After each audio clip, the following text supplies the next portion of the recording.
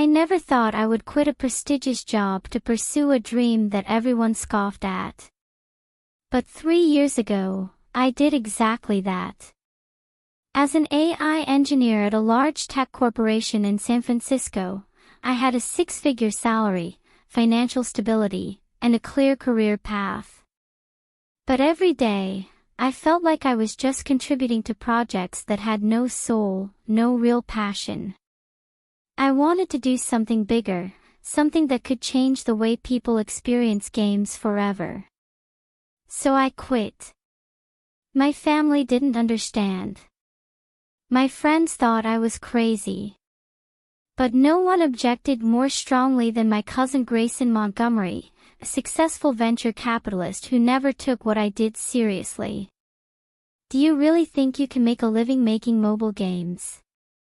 Grayson sneered at a family dinner, sipping his wine.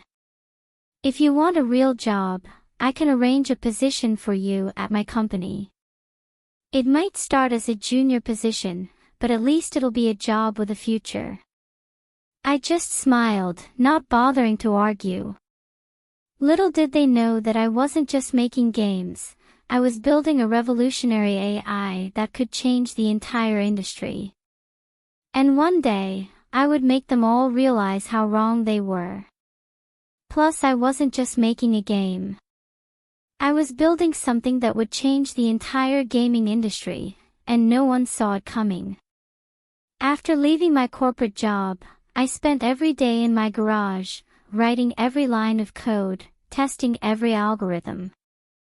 I knew that if I just talked about my ambitions, no one would believe me.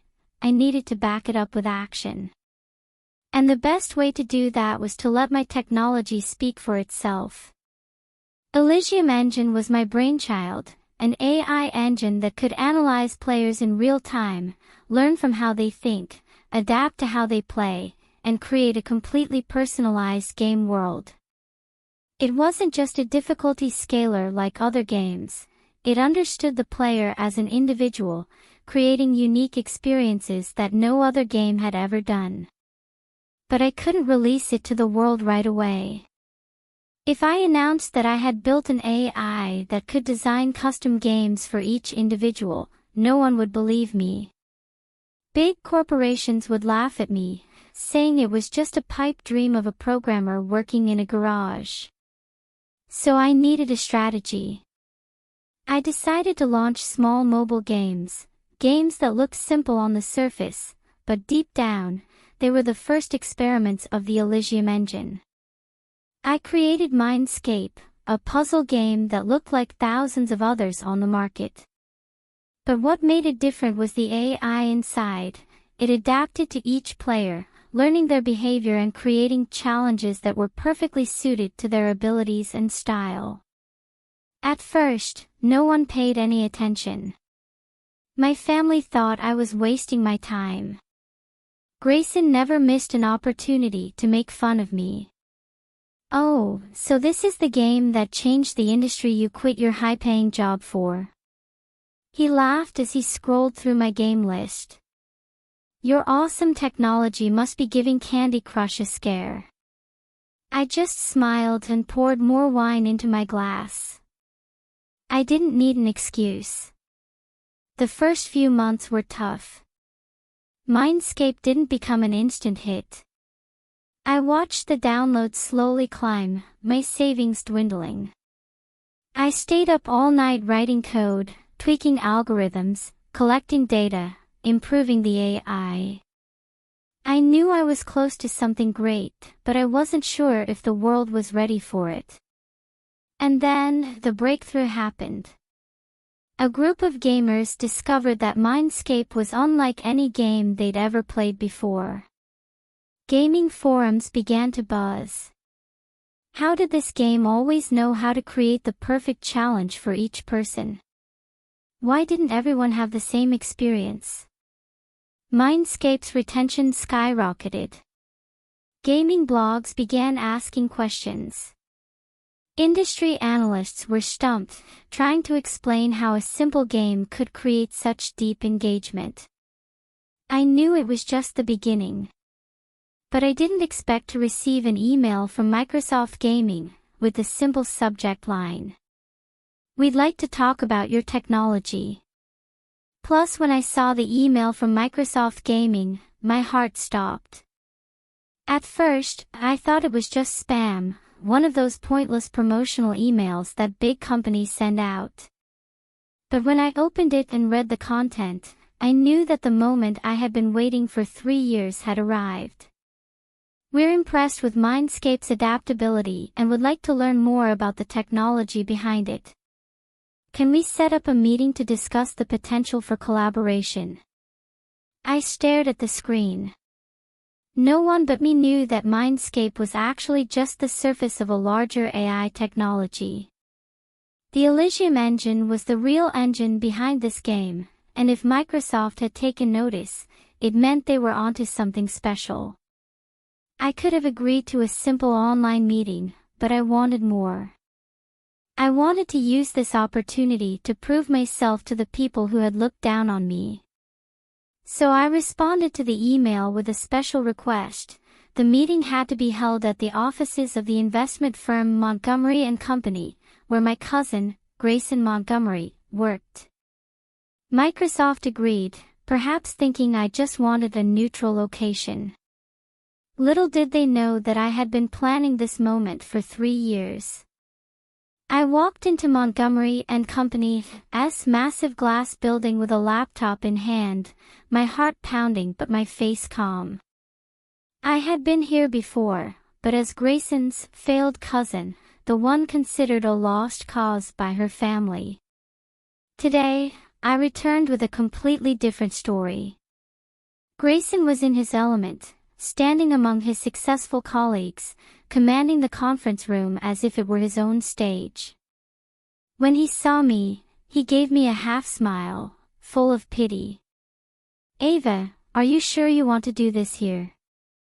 "I'm not sure," he said as I set up the projector. "Maybe the corner coffee shop is more suitable for an indie game developer?" A soft chuckle echoed around me. I didn't respond.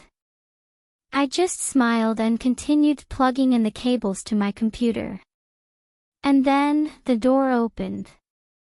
Marcus Henderson, Chief Strategy Officer of Microsoft Gaming, walked in with his executive team. The atmosphere in the room changed instantly. Grayson and his colleagues stiffened as they realized that this was no longer just a meeting. This was a real opportunity, a multi-million-dollar deal that they had no idea about. Marcus shook my hand with a professional smile. "Thank you for agreeing to meet with us, Ava. We're eager to learn more about the technology you're developing." I looked at Grayson, the smile still on my face. "Okay," I said, opening the presentation. "Let me show you the future of video games." I clicked to start the presentation. On the screen, Mindscape's interactive graph appeared, showing metrics like player retention, average play time, and user feedback. The numbers weren't normal. Marcus Henderson, Microsoft Gaming's director, leaned forward, his eyes sharp. "We've been following Mindscape for a while," he said. "But what we don't understand is, how can this game create such different experiences for each player? We've never seen this level of personalization before." I gave a small smile. "That's because Mindscape isn't a game," I said. "It's an experiment. A platform to test a larger technology. I call it the Elysium engine." The room fell silent. I clicked again, and a complex grid of data filled the screen. This is the real-time learning AI that makes Mindscape unique. Elysium engine doesn't just adjust difficulty, I explained. It learns how players think. It observes their reactions, how they make decisions, and then automatically creates challenges tailored to them. No two players experience the same game. It's more than a game, it's a personalized journey. Grayson stopped laughing. He stared at the screen as I continued the demo. The Elysium engine's algorithms were playing in real time, each line of data a choice, a reaction, an action from the player. "No way," one of Grayson's financial analysts whispered. "Shall we test it?" I suggested. No one said anything. I picked up the Mindscape-loaded tablet and held it out to Grayson. "Do you want to try?" He hesitated, but then he accepted. I knew Grayson. He hated being underestimated. If I challenged him in front of his colleagues, he wouldn't be able to refuse. Grayson opened the game and started. On the big screen, the Elysium engine responded instantly. Data about how Grayson played was displayed in real time. Within the first 10 seconds, the AI had figured out his playing style: competitive, logical, high risk, high reward. The puzzles in the game quickly changed. From simple mental problems, they turned into complex financial problems, forcing Grayson to optimize his strategy for the best results. Grayson frowned. He focused. I could see the surprise in his eyes as he realized the game was changing according to his own psychology. "It is reading me," he muttered. I crossed my arms and nodded. "Not reading," I corrected. "It understands you." Marcus Henderson broke the silence with a small laugh. "This is not a normal game," he said. "This is a technology that could change the entire way we design games." I looked Grayson straight in the eye. "Do you still think it's just a phone game?" He didn't answer. And for the first time in 3 years, I saw that he wasn't mocking me. Grayson stared at the screen, his finger hovering in midair.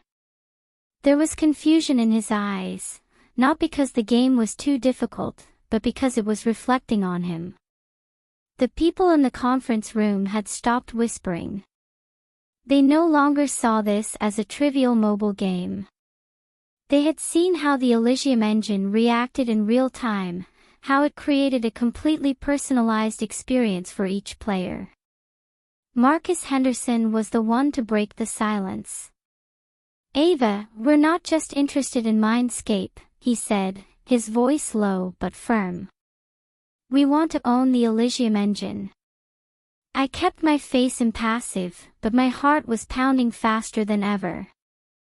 This was the moment I'd been waiting for the past 3 years. Marcus slid a stack of documents toward me.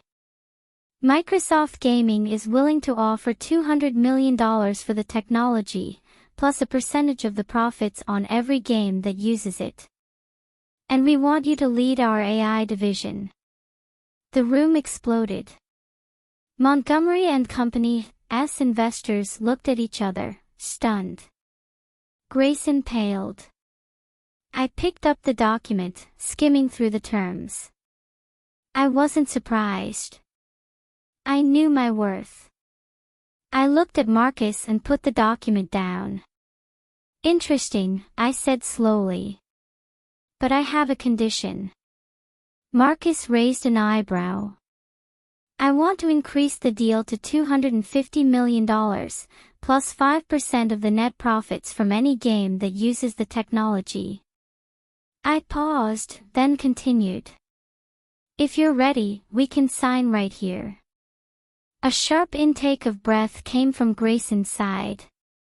He looked at me, realizing for the first time that I was no longer the dumb cousin I used to be.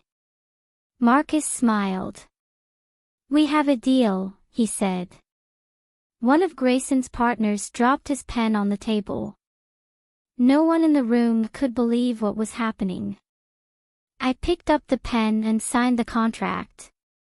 3 years of ridicule. 3 years of working in a garage. And now, I had turned my dream into one of the biggest deals in the gaming industry. As I closed the document and stood up, I looked at Grayson again. He was still holding his tablet, but he was no longer playing. I knew he was thinking about everything that had just happened, about how he had misjudged me all along. I chuckled. "You're right about one thing, Grayson," I said. "I really don't have a future in finance. But you know what? I don't need one." And with that, I walked out of the conference room, leaving behind me a person who once mocked me, now sitting silently in the presence of my success. 3 months later, I was sitting in my new office at Microsoft Gaming headquarters. From a tiny garage in San Francisco, I was now leading the AI division of one of the largest gaming companies in the world. The Elysium engine was no longer just a prototype, it was at the heart of a revolution in the gaming industry. I had done it. Games using my technology were starting to take off, from AAA titles to virtual reality experiences. I was getting hundreds of emails from game studios wanting to incorporate my AI into their products. Grayson finally accepted the truth. A week after the contract was announced, I got an email from him. No more arrogance, no more sarcasm. Simply, "Ava, I was wrong about you. You didn't just make games, you changed the way the industry works. I'm sorry I didn't believe you. If you have time, I'd love to hear you talk about AI at my company's tech investment conference." I finished reading, sat still for a few seconds, and then typed a short reply. "Thanks, Grayson. But I'm too busy with my real job." I hit send, then leaned back in my chair, looking out at the promising Seattle sky above. I hadn't just proven them wrong, I had proven myself right.